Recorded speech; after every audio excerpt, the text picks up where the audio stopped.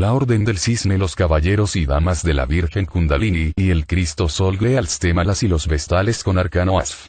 Y 3 factores, para solteros y solteras rectos de la senda. Una era cámara pública de motivación continua Gnosis Samaeleana visitada en gnosislasrevinu.es.tl. El hermano Francisco de Asís, fue rodeado por sus discípulos, que poco a poco iban intuyendo también, sintiendo en sus corazones, la gran obra y misión del alma de su verdadero amigo y hermano, entre ellos, Bernardo de Quintavalle, Pedro de Catáneo, canónico de la Catedral de Asís, el hermano Gil, y los hermanos Elías, León, Rufino, Ángel, Egidio, Maceo, y otros hermanos. Cuando llegó al número de los 12 hermanos, Francisco creó la primera regla de la comunidad. Clara fue su primera discípula, y fue como una madre de las discípulas del hermano Francisco de Asís, y a quien le siguieron su hermana Inés, luego su prima y otras jóvenes de Asís, así como su propia madre. En los primeros días del mes de agosto del año 1224, el hermano Francisco, acompañado de los hermanos Maceo, Ángel y Egidio, se dirigió al alberno. Allí, en el silencio del alberno, nuestro Señor Jesús el Cristo se le manifestó, crucificado en la cruz, sufriendo los dolores de la pasión, es decir, el hermano Francisco de Asís, se cristificó, porque había vivido procesos internos, esotéricos de cristificación en cada una de las 3 montañas esotéricas. El iniciado vive procesos internos, en su alma, de cristificación. Nuestro venerable llamado Maestro Samael Aun Weor, nos enseña que en la iniciación había recibido los estigmas, pero en forma simbólica en la montaña de la resurrección debía formarlos, hacerlos en la forja de los cíclopes.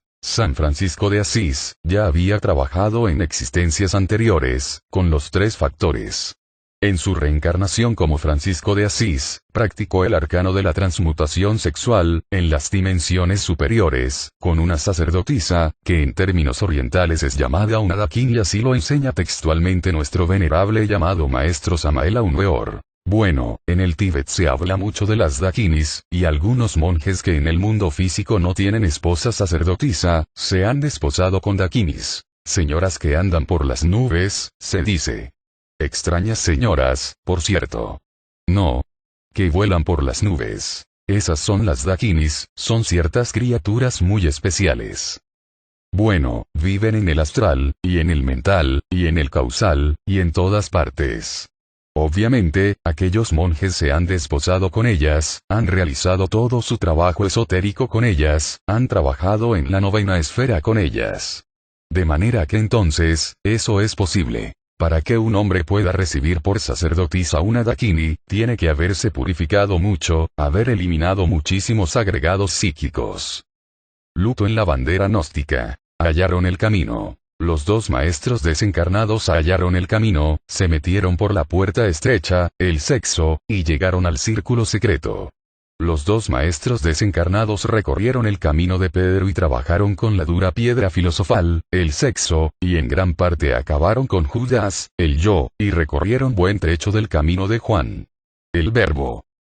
Sivananda practicó el Maituna, magia sexual, y muy veladamente la enseñó. Propato, Luxemil, enseñó el Maituna, magia sexual, públicamente. Oriente y Occidente se dieron la mano con el Maituna. Oriente y Occidente señalaron el camino secreto que conduce al círculo secreto de la humanidad divina. Ninguno de ellos nos traicionó jamás, ninguno de ellos abandonó la senda del filo de la navaja. Ninguno de ellos regresó al laberinto del círculo público, ellos fueron fieles hasta la muerte, y para ellos será la corona de la vida. Sivananda advirtió a todos los aspirantes diciendo, la senda del filo de la navaja está llena de peligro por dentro y por fuera. Propato invitó a todos los devotos a regresar al punto de partida, la 9ª esfera, el sexo, y dijo, allí baja Marte para retemplar la espada y conquistar el corazón de Venus, Hermes para limpiar los establos de Augías, y Perseo para cortar la cabeza de la medusa. Sivananda nos dijo que a los 12 años de trabajo sin derramar el semen, logramos el adeptado, la encarnación en nosotros del ángel íntimo. Esto nos recuerda el caso de Ramakrishna, quien a los 12 años de trabajo con el Maituna y teniendo por sacerdotisa a una monja budista, logró en sí mismo, la encarnación del maestro secreto. Esa monja le enseñó los tantras. Realmente es lástima que Yogananda no hubiera aceptado el matrimonio. Si Yogananda hubiera aceptado el matrimonio, su gurú le habría enseñado la kriya toda, y con los tantras y el maituna, Yogananda no se autorrealizó por falta de maituna. Yogananda tendrá que reencarnarse para casarse y trabajar con el maituna a fin de lograr la autorrealización íntima. Yogananda se quedó en el umbral del camino secreto. Los dos maestros gnósticos desencarnados trabajaron con el maituna y se autorrealizaron. Sivananda conoció la sexo yoga tántrica y la practicó secretamente. Propato enseñó públicamente el arcano AZF, magia sexual. Ambos maestros desencarnaron gloriosamente. Ambos trabajaron por la humanidad, ambos maestros están autorrealizados. El matrimonio perfecto yoga sexual. Yoga sexual. En la India, existen 3 clases de tantrismos. Primero, tantrismo blanco. Segundo, tantrismo negro. Tercero, tantrismo gris. En el tantrismo blanco se practica magia sexual sin derramar el semen. En el tantrismo negro existe el derrame del semen. En el tantrismo gris se derrama y no se derrama el semen. A veces lo derraman, a veces no lo derraman. Este género de tantrismo conduce al devoto hasta el tantrismo negro. Dentro del tantrismo negro hallamos bonzos y dukpas de capacete rojo, magos negros terribles y perversos. Estos malvados tienen procedimientos asqueantes para reabsorber el semen por la uretra después de haberlo derramado miserablemente. El resultado es fatal porque el semen, después de haber sido derramado, se carga de átomos satánicos que, al penetrar nuevamente en el organismo, adquieren el poder de despertar el kundalini en forma negativa. Entonces este desciende hacia los infiernos atómicos del hombre y se convierte en la cola de Satán. Así es como el ser humano se separa para siempre de su ser divino y se hunde para siempre en el abismo. Todo aquel que derrame el vaso de Hermes es mago negro debidamente reconocido. En el Indostán es conocida la magia sexual con el término de maituna. También se le conoce como el Urdhvaratus Yoga y quienes la practican se denominan Urdhvaretas Yogis. En todas las escuelas de yoga verdaderamente serias y responsables, se practica en forma demasiado secreta, la magia sexual. Cuando una pareja de yogines, hombre y mujer se hallan bien preparados, son llevados a un lugar secreto donde se les instruye sobre el maituna, magia sexual. Las parejas se unen sexualmente para trabajar en la gran obra bajo la vigilancia de un gurú, maestro. El hombre sentado en el suelo sobre una alfombra en actitud búdica, con las piernas cruzadas al estilo oriental, entra en contacto sexual con la mujer. Ella se sienta sobre las piernas del varón en tal forma que con sus piernas envuelven el tronco del varón. Es claro que al sentarse sobre él se absorbe luego el falo. Así el hombre y la mujer se conectan sexualmente. Las parejas de yogines permanecen en este estado horas enteras sin derramar el semen. Es obligación del yogi no pensar, cuando se halla en la práctica de magia sexual. Ambos, hombre y mujer, se hallan en estado de éxtasis en esos momentos. La pareja se encuentra así profundamente enamorada. Las energías creadoras suben victoriosas por entre sus respectivos canales hasta el cáliz del cerebro. El deseo animal es rechazado. Luego se retiran del acto las parejas sin haber derramado el semen. Esta forma de practicar magia sexual al estilo oriental resultaría muy incómoda para la gente occidental. Empero es recomendable para aquellas personas que no logran frenar el acto para evitar el derrame del vaso de Hermes. Con esta práctica pueden entrenarse sexualmente los gnósticos, para aprender a frenar y evitar el derrame del semen. Las parejas gnósticas no necesitarían de la vigilancia física de ningún maestro, pero sí podrían invocar a los maestros del astral para que las ayudaran. La pareja debe estar sola. Es necesario que durante la práctica de magia sexual no exista el deseo animal. Recordad que el deseo es diabólico. El yo es deseo. El yo es diabólico. Donde existe el deseo no puede existir el amor porque el amor y el deseo son incompatibles. Es necesario saber que el deseo produce un engaño. Quien desea, cree estar enamorado, se siente enamorado, podría jurar que está enamorado. Ese es el engaño del deseo. ¿Cuántas veces vemos parejas que dizque que se adoran? Después de casados el castillo de naipes se derrumba y queda la triste realidad. Aquellos que se creían enamorados, en el fondo se odian y el fracaso, después de satisfecho el deseo, es inevitable. Entonces solo escuchamos quejas y lamentos, reproches y lágrimas. ¿Dónde estaba el amor? ¿Qué se hizo el amor? Amar cuando hay deseo es imposible. Solo aquellos que ya encarnaron su alma saben amar verdaderamente. El yo no sabe amar. Solo el alma sabe amar. El amor tiene su clima propio, su sabor, su felicidad. Eso solo lo conoce quien ya mató el deseo animal. Eso solo lo sabe y experimenta quien ya encarnó a su alma. El amor no se parece a nada de aquello que la gente llama amor. Lo que la gente cree ser amor, es tan solo deseo engañador. El deseo es una sustancia engañosa que se combina maravillosamente en la mente y en el corazón para hacernos sentir algo que no siendo amor, nos hace creer firmemente que es amor. Solo la horrible realidad que se presenta después de consumado el acto y satisfecho el deseo, viene a demostrarnos claramente de que fuimos víctimas de un engaño. Creíamos estar enamorados y realmente no lo estábamos. El ser humano todavía no sabe qué es eso que se llama amor. Realmente solo el alma puede y sabe amar. El hombre todavía no ha encarnado su alma. El hombre todavía no sabe qué es amar. Satán no sabe qué es amor. El ser humano lo único que tiene encarnado actualmente es a Satán. El yo. El ser humano no sabe amar. El amor solo puede existir de corazón a corazón, de alma a alma. Quien no ha encarnado su alma, no sabe amar. Satán no puede amar y eso es lo que el ser humano tiene encarnado. El matrimonio perfecto es la unión de dos seres, uno que ama más y otro que ama mejor. Amor es la mejor religión que el ser humano puede llegar a profesar. El deseo es una sustancia que se descompone en muchas sustancias. Estas sustancias del deseo logran engañar la mente y el corazón. Aquel que se desespere porque la mujer se fue con otro hombre, realmente no estaba enamorado. El amor verdadero no exige nada, no pide nada, no desea nada, no piensa en nada, solo quiere una cosa, la felicidad del ser que ama. Eso es todo. El hombre que pierde a aquella que ama, solo dice, me siento dichoso que hayas logrado tu felicidad. Si con otro hombre la hallaste, me siento feliz de que la hubieses hallado. Deseo es otra cosa. El apasionado que perdió a la mujer que amaba porque ella se fue con otro, puede llegar a matar y a matarse también, cae en la más horrible desesperación. Ha perdido el instrumento del placer. Eso es todo. Realmente el verdadero amor solo lo conocen aquellos que ya encarnaron su alma. La humanidad todavía no conoce eso que se llama amor. Realmente el amor es como un niño inocente, es como el cisne de lívido plumaje. El amor se parece a los primeros juegos de la infancia. El amor no sabe nada porque es inocente. Cuando disolvemos ese horrible espectro que continúa después de la muerte, el yo, entonces nace en nosotros eso que se llama amor.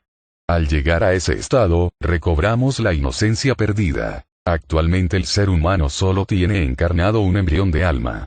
Este lanza a veces algunos destellos de amor. La madre que adora a su hijo es un buen ejemplo de eso que se llama amor. El embrión de alma puede robustecerse con la llama bendita del amor. El hombre y la mujer a veces llegan a sentir las radiaciones del amor que brotan del embrión del alma, pero las ahogan inmediatamente con las pasiones violentas y terribles que Satán le da al hombre y también a la mujer. Si cultivamos esas divinas vibraciones del amor, podemos entonces fortificar y robustecer al embrión del alma para vivir con intensidad más tarde eso que se llama amor. El amor robustece al embrión del alma. Cuando el embrión se robustece logramos la encarnación del alma. Son muy raros aquellos seres humanos que logran sentir las divinas vibraciones amorosas que irradian del embrión del alma. Lo que normalmente siente la humanidad son las fuerzas del deseo. El deseo también canta, y se vuelve romances y ternuras infinitas.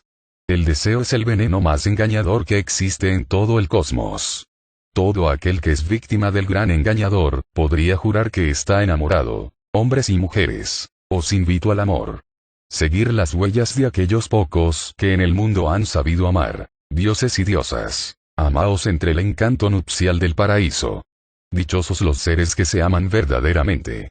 Solo el amor puede convertirnos en dioses. Endocrinología. Aun cuando parezca increíble, es cierto y de toda verdad que la ciencia está más cerca de la transmutación y de la sexo yoga, que muchos estudiantes de yoga. La endocrinología está llamada a producir una verdadera revolución creadora. Ya los hombres de ciencia saben que las glándulas sexuales no son cápsulas cerradas. Ellas incretan y excretan hormonas. Las hormonas de excreción se llaman conservadoras porque perpetúan la especie. Las hormonas de increción se denominan vitalizadoras, porque vitalizan el organismo humano. Este proceso de increción hormonal es transmutación, transformación de un tipo de energía materia, en otro tipo de energía materia. El Maituna, la magia sexual es transmutación sexual intensificada. El gnóstico increta, transmuta y sublima la totalidad de la materia-energía sexual. Las hormonas sexuales ricas y abundantes inundan el sistema circulatorio de la sangre y llegan a las distintas glándulas de secreción interna, estimulándolas e incitándolas a trabajar intensamente. Así, con la transmutación sexual intensificada, las glándulas endocrinas resultan superestimuladas produciendo, como es natural, mayor número de hormonas que vienen a animar y modificar todo el sistema nervioso líquido. Ya la ciencia reconoce la transmutación sexual en todo individuo de sexualidad normal. Ahora solo es cuestión de avanzar algo más para reconocer la transmutación sexual intensificada de los individuos suprasexuales. Quien estudie biológicamente los 32 signos capitales del Buda, llegará a la conclusión de que los caracteres sexuales secundarios del Buda eran realmente los de un superhombre. Estos caracteres sexuales secundarios del Buda acusan, señalan, una intensísima transmutación sexual. No puede cabernos duda de que el Buda practicó el Maituna, la sexo yoga, la magia sexual. El arcano Asf Buda enseñó tantrismo blanco, magia sexual, empero esa enseñanza la dio secretamente a sus discípulos. El budismo Zen y Cham enseña Maituna y las parejas practican esta sexo yoga. La doctrina secreta de Anahuac. La doble levitación de Santa Teresa de Ávila y de San Juan de la Cruz en el Carmelo de Ávila, causó estupefacción, asombro general. Entonces pudo verse en el espacio a estos dos místicos en estado de éxtasis. Aquel monje azul otrora conocido con el nombre de José de Cupertino, dicen que se elevó por los aires 70 veces. Este hecho mágico sucedió allá por el año 1650, motivo por el cual fue canonizado. Tarot y Cábala. Si el estudiante esotérico escudriña pacientemente todo lo que son los 4 evangelios, podrá comprobar por sí mismo que Jesús jamás dijo eso de que hubiera muchos caminos. El adorable Salvador del mundo, solo habló de una sola puerta estrecha y de un solo camino, angosto y difícil. Y esa puerta es el sexo y ese camino es el sexo. No hay más camino para llegar a Dios. Nunca se ha conocido jamás en toda la eternidad profeta alguno que haya conocido otra puerta fuera del sexo. Algunos estudiantes esotéricos equivocados, confusos, errados, objetan estas enseñanzas y afirman que Pitágoras, Zoroastro, Jesús y otros iniciados eran célibes, y que dizque jamás tuvieron mujer. En todos los templos de misterios existieron vestales sagradas. Los materialistas, los irrespetuosos, los malintencionados, arbitrariamente han pretendido llamarlas prostitutas sagradas. Empero, esas vestales eran verdaderamente vírgenes iniciadas. Vírgenes esotéricas aunque sus cuerpos ya no fuesen fisiológicamente de vírgenes. Los iniciados del templo, Pitágoras, Zoroastro, Jesucristo y todos aquellos iniciados antiguos, sin excepción, realmente practicaron el arcano Asf con las vestales del templo. Solo en la fragua encendida de Vulcano, esos grandes iniciados pudieron retemplar sus armas y conquistar el corazón de Venus.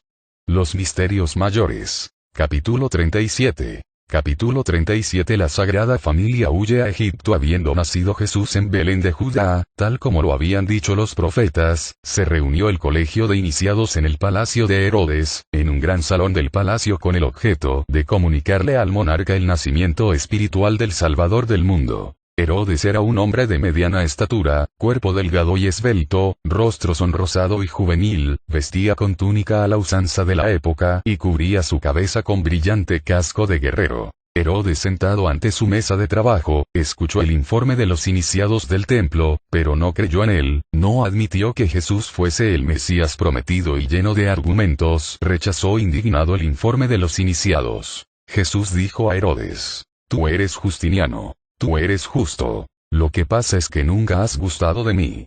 Entonces Herodes, lleno de ira, habló al Congreso diciendo: «No os comáis la luna».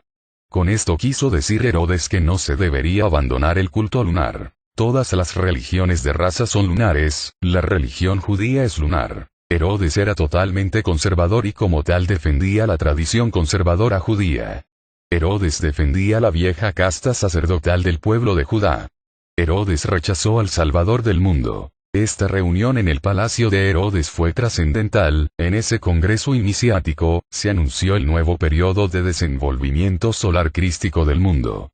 Herodes, siendo manifiestamente conservador, se aferró al pasado lunar y a los prejuicios de raza, y no quiso aceptar que Jesús era el Salvador del mundo.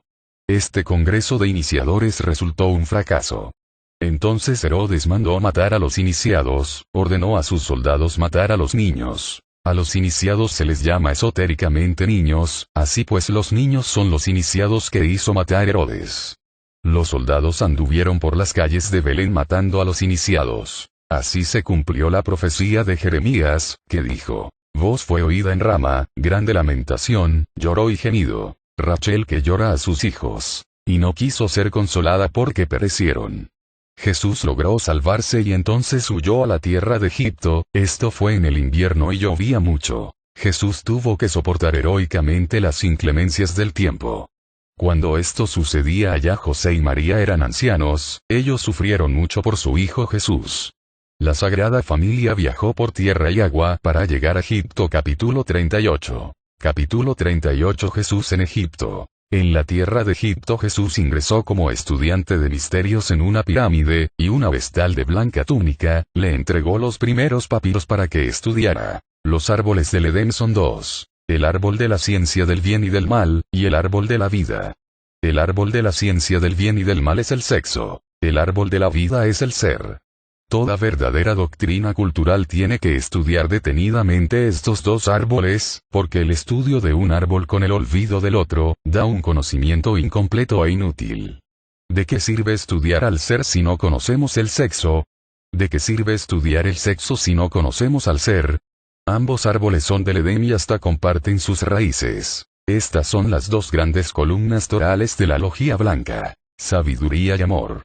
La sabiduría es el árbol de ciencia del bien y del mal y el amor es el árbol de la vida. En el Egipto se estudiaba a fondo la doctrina de los dos árboles. La sombra fatal del árbol de la vida es el yo. La sombra fatal del árbol del conocimiento es la fornicación. La gente toma las sombras por la realidad. El que acaba con el proceso del yo, realiza al ser en sí mismo. El que acaba con la fornicación se convierte en un Cristo. Jesús pasó por terribles purificaciones en el templo y un maestro lo instruía diariamente. Cierto día, al bajar por una escalera, fue tentado por una mujer. Jesús salió victorioso porque venció a la tentación. El maestro fue probado muchas veces, la lucha con el yo fue terrible. El Bodhisattva se había caído en pasadas reencarnaciones. Jesús tuvo que levantar sus 5 serpientes caídas. Las serpientes sexta y séptima son del maestro. Ningún maestro se cae, el que se cae es el Bodhisattva. El Bodhisattva es el alma voluntad, alma humana. El alma humana está vestida con los 4 cuerpos de pecado, que son físico, etérico, astral y mental. La culebra de cada uno de estos 4 cuerpos de pecado estaba caída y Jesús tuvo que levantarlas. La 5ª serpiente es del alma humana, también estaba caída y tuvo que levantarla. Había reencarnado millares de veces en nuestra tierra y se había caído. El Hijo de Dios estaba lleno de gloria, pero el Hijo del Hombre estaba caído y se levantó. El Hijo de Dios es el Cristo interno de todo hombre que viene al mundo. Jesús estudió en el colegio de iniciados. Un tenebroso personaje de la sombra hacía guerra a los iniciados de Egipto por aquellos tiempos, pero los iniciados se mantuvieron firmes en la luz. Un instructor le enseñó a Jesús los grandes misterios del sexo. Había dentro de la pirámide una regia cámara nupcial. En esa cámara del templo Jesús practicó magia sexual con su mujer. Esa mujer sacerdotisa era una mujer blanca, de cabellos rubios y hermosa alma, que era una altísima iniciada del templo. Jesús fue un hombre y un Dios. Como hombre fue completo y tenía su mujer. Durante el trance de magia sexual Jesús vocalizaba las sílabas sagradas en el siguiente orden: In, Ri, En, Re, On, Ro, Un, Ru, An, Ra. El maestro vocalizaba estas sílabas sosteniendo el sonido largamente sobre cada una de las letras de las sílabas INRI, ENRE, ONRO, UNRU, ANRA, alargando el sonido de cada letra. El mantra INRI despierta el sexto sentido situado en el entrecejo, entonces el hombre puede leer el pensamiento ajeno, y ver todas las cosas de los mundos internos. El mantra MENRE despierta el oído mágico, entonces el hombre puede oír a miles de leguas de distancia y puede escuchar las voces de los mundos internos. El mantra MONRO tiene el poder de abrir la intuición situada en el corazón. La intuición es el séptimo sentido y reside en el corazón y en la glándula pineal. Esta es la voz del silencio en el corazón. En la glándula pineal es la polividencia, o visión intuitiva. El intuitivo todo lo ve y todo lo sabe, es omnisciente, es poderoso. El mantra MUNRU nos despierta el sentido de la telepatía, y entonces podemos percibir los pensamientos de las gentes a distancia. Está situado arriba del ombligo en el plexo solar. El mantra MANRA nos despierta los chakras pulmonares, con los cuales recordamos nuestras pasadas reencarnaciones. Estos sentidos parecen flores de loto en el cuerpo astral. Jesús hizo girar estas flores de loto durante la magia sexual. Capítulo 41. La cuarta serpiente. Cuando el maestro despertó su cuarta serpiente, golpeó 3 veces en una puerta y entró en un luminoso salón lleno de música inefable y flores deliciosas. 4 maestros distribuidos en 2 grupos lo recibieron. Esos maestros resplandecían llenos de majestad, y cada uno tenía en su mano derecha la espada de la justicia cósmica. Ellos apoyaban la empuñadura de la espada sobre el corazón, las espaldas desnudas se levantaban llenas de terrible poder. El Maestro Jesús se colocó entre 2 de los maestros, mientras una música inefable resonaba en el espacio. La serpiente del cuerpo mental de Jesús despertó practicando magia sexual intensamente con la bella sacerdotisa del templo.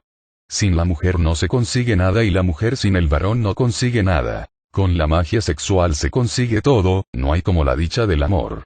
Después entró el maestro en un salón de estudio, todos los discípulos estaban sentados en sus bancos escolares, allí se estudiaba la sabiduría de la mente cósmica. Jesús lleno de humildad ingresó a ese salón como un estudiante más. El cuerpo mental es el burro en que debemos montar para entrar a la Jerusalén celestial, mundos superiores, victoriosos, allí se nos recibe con palmas, alabanzas y fiestas.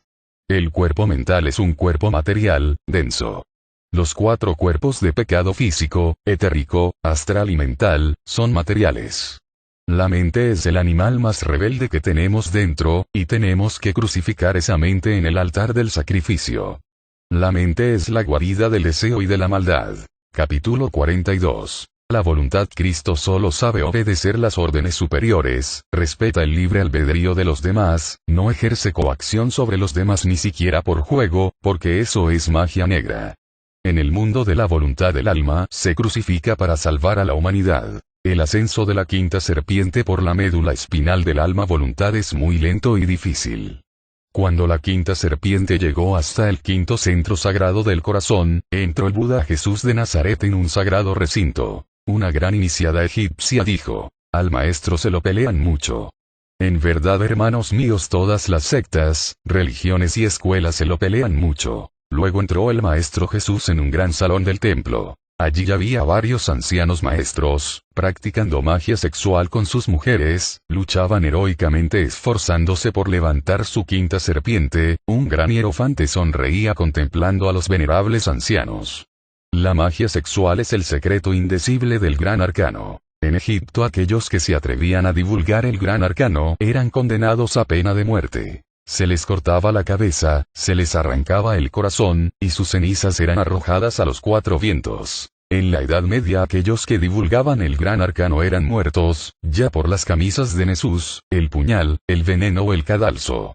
Nosotros entregamos el gran arcano públicamente para iniciar la nueva era acuaria. El gran arcano es la magia sexual. Al levantar totalmente la quinta serpiente Jesús se levantó pues estaba caído. La fiesta iniciática del Buda Jesús fue grandiosa. Las bailarinas sagradas danzaban alegres en el templo.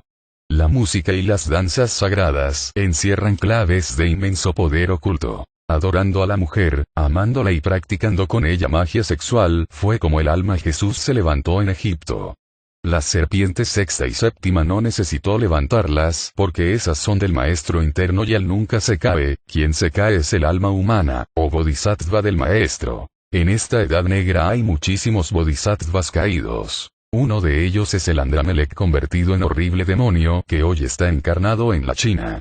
Esos bodhisattvas son hombres comunes y corrientes, muchos de ellos están ahora llenos de vicios y maldades. Jave el genio del mal es un ángel caído. Los bodhisattvas se reencarnan incesantemente pagando karmas, sufren y gozan, son hombres como todos. Naturalmente en ellos no puede entrar el maestro interno hasta que no se levanten del barro de la tierra. Están caídos Daniel, Salomón, y muchísimos otros. Esta edad del Kali Yuga fue fatal para los bodhisattvas que caídos son peores que demonios. Un arcángel compadecido de una ramera quiso ayudarla y el débil bodhisattva se cayó con ella, perdió su espada y se hundió en el barro de la tierra. Naturalmente ese bodhisattva quedó separado del íntimo y solo después de muchas dolorosas reencarnaciones volvió a levantarse y al fin pudo volver a fusionarse con su Dios. La Orden del Cisne, los Caballeros y Damas de la Virgen Kundalini y el Cristo Sol Greals Témalas y los Vestales con Arcano Asf. Y 3 factores, para solteros y solteras rectos de la senda. Una era cámara pública de motivación continua Gnosis Sama Eleana visita adenosislasrevinu.es.tl